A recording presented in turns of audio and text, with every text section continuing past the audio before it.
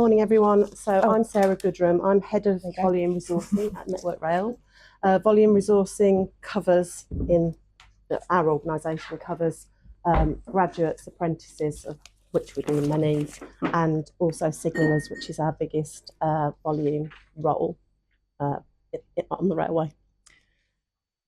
Tina Conacher, I'm an occupational psychologist. I'm the head of assessment at Network Rail. So I look after all of the volume processes in Sarah's team, do a lot with our signallers, but then also venture into lots of other roles across the railway. Can I just say, we're only sitting this close because there's just the one mic. We're not actually joined at the hip. Thanks for clarifying, especially for the video. Anyone thinks it's weird. So, I mean, when I joined Amberjack 12 years ago, Network Rail was a client then, so we've worked with you a really long time in the early career space particularly, so kind of graduates first, then apprentices, lots of them, and then more recently we've been supporting, I think last year we began to support on the high volume signaller recruitment, literally signallers on the railway, and Sharon, who's there, has been running the process with the Network Rail team for some time. What would then be really great, I think, to start off with is just understanding a bit more about why you felt the early careers approach could be adapted and work for the high volume signaller recruitment that we've been doing. Yeah, sure. So there are a few things at play. One is that we knew that we were going to have to ramp up our numbers of signaller recruitment because of the basically ageing workforce. I don't want you all to think you've got on a train this morning and there's an old man in a box, but it is a demographic issue for us. So that's one thing. The second thing is that the process for signaller recruitment was a bit sort of bolted together, so it had sort of come out of the business areas because they weren't able to do it consistently. It had come centrally. And the various elements of it, so candidate management was being done, in a bit of a hit and miss way.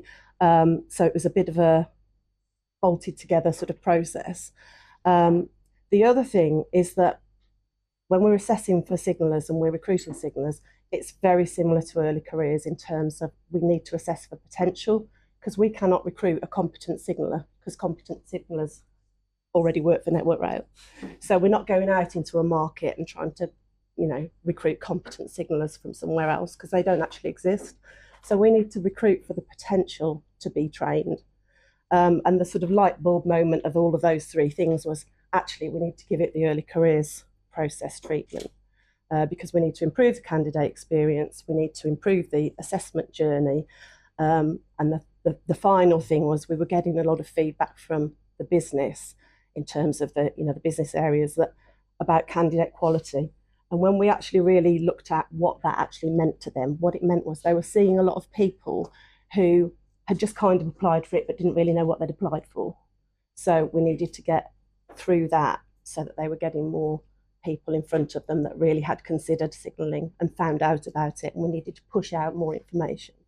So that's the sort of the landscape around which we went, do you know what, we need to do this the early careers way. Yeah. And technology, I think, is another big one for us. So having an ATS that works is incredibly important so that we can track our candidates and make sure we're talent pooling. And I keep saying every candidate counts, and we're really trying to live by that mantra. We need to hold on to talent once we've identified it. And I think at one point that wasn't the case. They were kind of seeping through the seams because we didn't have a place to kind of view who was applying all over the place and all over the country. Yeah. As you said, the role is really niche. There's just not just kind of buckets of potential signallers sitting somewhere for you to recruit from other organisations. So can you tell us a bit more about some of the challenges that you face with signallers? Yeah. So I guess my question to the room would be, who knows what a signaller does? Hands up. Apart from Amberjack. Yeah. And of course you know, Adrian. Brilliant. Yeah. So yeah. Oh, fabulous. Yeah. Right. So not many, I would gather from my very limited ability to calculate. So signalling is a very niche role. I always describe it as, like, so who knows what an air traffic controller does? Yes, yes, lots more nods around the room, right? So basically, it's the same thing in some ways as that. So we are guiding trains through the network safely and securely. So signallers are absolutely the heartbeat of the railway, really important safety critical role. It is not for everyone, just like air traffic control. There are many squeaky bum moments. It can get very, dynamic in its nature. So you've got to have high levels of concentration, really high aptitude to do certain parts of the job. So there's a high cognitive load in high pressure, high workload situations. So I could not do it because I can't concentrate. I'm like a toddler. So it wouldn't be any good for me. But there are people, I guess, with that kind of operational mindset that we're looking to attract. And as part of that, we've got to be really clear on what the role is, and then who are the types of individuals that we need to go after. They could be from any walk of life. As Sarah said, there are no signallers out there. Network Rail is pretty much the only one who hires signallers. I think Eurostar might have like 2. So, there really isn't the talent out there. So a lot of our challenges are around telling people about the signalling role, and we're trying to do more on that. And then there are some themes around certain types of individuals probably being a little bit more suited. So those from emergency services, armed forces, recruits often do really well. We have a lot of police officers, prison guards. So yeah, that kind of operational mindset is really, really key, but hard to find. Yeah. So that's been the biggest challenge, really, is identifying the bringing to life the role and then identifying the right kind of talent to apply for it. Can you talk to us a little bit about some of the attraction tactics that you've deployed and kind of what's worked well? Tell me, for you. I mean, I think so. One of the things, just it's building on that theme really, that we realised that we needed to put more information out there about what signalling actually is, and what the realities of the role are, because it's also it's shift working. Again, that's not for everyone. It's in some cases you could be in a signal box in a field on your own for 12 hours. In some cases you'll be in a big digitised signalling centre. Signalling is changing. We are, it may not seem like it when you stood on the platform and the train doesn't turn up, but the railway is being digitised, so the technology is changing, and therefore the skills that we need are changing. So we need to push out information. So we've done a lot more of that. So it's not so much actually direct attraction. It's more about raising awareness, getting information out there that enables people to consider whether it might be a career for them, especially when we're looking at people, we're looking to attract people that might be career changing, leaving the services, that sort of thing. And just having much more information out there about the actual realities of the role. Yeah, and it is a career. I would say it's not a job. So, you don't go into signalling to just give it a bit of a go and see if I like it. It is really, you've got to commit to a 12-week intensive training course to begin with. You've got to pass it. And then after that, there's continuous checks, training outcomes for you throughout your career.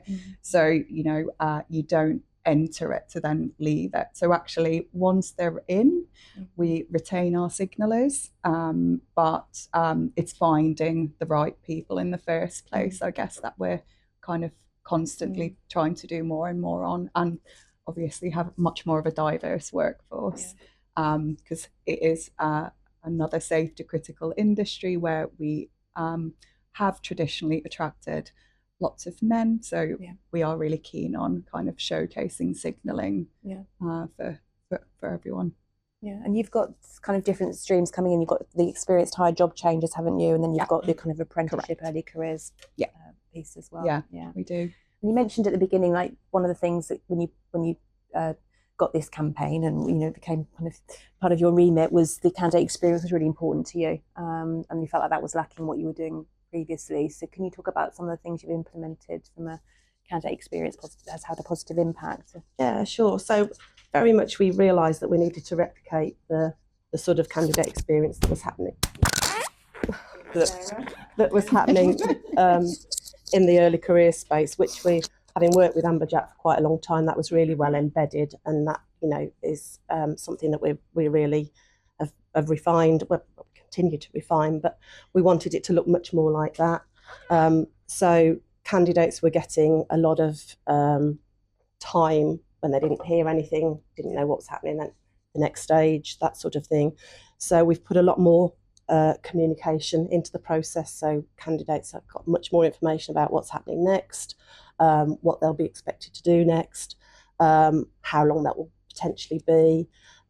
If there's any delays, we sort of keep them warm, keep them updated. But we also push out a lot of information about the realities of the role, so that people can self-select out if they start to think, oh, actually, now I'm seeing a bit more about it, it's actually not what I thought it was. So we're keen to get people to self-select out. And we also provide a lot more support to candidates who get to the final stage to prepare them for what it's going to be like in front of the managers who are going to be interviewing them. So the first, you know, the face-to-face part. Not that people are, you know, ogres or anything, but it's just that the managers in the operational world expect people to miraculously know all about the operation of the railway. So we do a lot more to prepare candidates that are at that stage to understand what's going to be expected of them. Yeah, and I think I guess sort of kind of putting my assessment hat on there, I think we've done loads of work in that space in signalling in the last 12 months. So again, we've got a blended assessment that we use as part of our assessment process, and that showcases signalling. So there's almost like a SJT, so situational judgment test stroke realistic job preview. So our team was out filming on fields with horses, getting chucked off crossings. Yeah, like it was an adventure for 3 days. It was brilliant. I had a really good time. But yeah, we put together a kind of a package for them to see actually what signalling's like. Yeah. So that's been really good, and it's working really well. So that's looking at both the aptitude side. So we've got aptitude tests in there, then the actual realities of the role, and then also we're using behavioural measures to kind of understand whether they are aligning to our non-technical skills or behaviours. So that's been really successful. The other thing that we've done is we've brought in video interviewing, but it is AI powered, so it's a glass box approach. So our candidates obviously don't know that they're opting into everything, but they are their initial responses are being scored by AI, and then we go and validate those, so very much in an open way. And that's working pretty well. We've had a few kind of, the AI went a bit crazy a couple of weeks ago. A bit crazy. Yeah, it's like, wasn't it Amberjack just saying? Yeah, so we worked really closely with Amberjack to kind of release those issues, and it's fine now. And actually, you know, like, it's just an example of like things don't always go right. Yeah. But like, don't be afraid to experiment and just have a contingency plan. But I think, you know, technology is moving at such a fast pace now that it's actually quite an exciting. I think there's going to be a real revolution in assessment that's coming, and that is going to be powered by AI. So don't be afraid of it. We were for like a week, and then it was fine again. And Amberjack have been really integral in like making sure that our candidates are well supported, and consistency in the messaging, talent pooling people. So there's been a lot we've done. Yeah. I think the stats are really impressive in terms of particularly the kind of, from a decline perspective, it's for a role that's not well known, and you have to work very hard to drive those applications successfully, really driven significant numbers of applications to create that kind of talent pool to make the offers. I think this is probably only the last 6 months, isn't it? Yeah. I think we're up at about 400. Yeah.